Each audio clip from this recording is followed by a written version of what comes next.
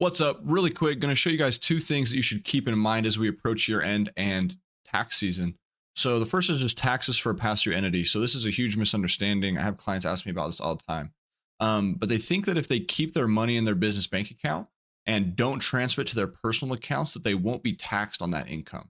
But that's just not how it works. If you are a pass-through entity, so that could be a sole proprietor, a partnership, single member LLC, multi-member LLC, LLC taxed as an S corp. That's not what happens. These are pass-through entities.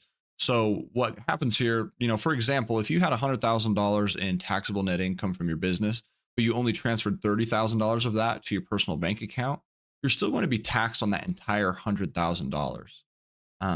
Not saying it's a bad thing to keep money in there, but just be aware that by keeping all of your money in your business bank accounts, that isn't like saving you money on taxes. So just be aware of that.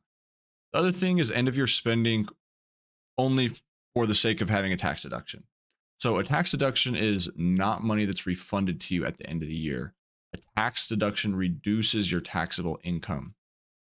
So the true tax savings from a tax deduction is actually your tax rate multiplied by the amount of the deduction. When I say tax deduction, I mean write off. It's the same thing. So for example, if you were to spend $10,000 on a business expense that's tax deductible, let's just say for the example that your income has you in the highest tax bracket at 37%, then your actual tax savings from that purchase would be $3,700, not the $10,000 that you actually spent.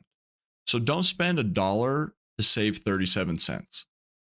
If it's something your business already needs or is going to help make you more money, let it rip.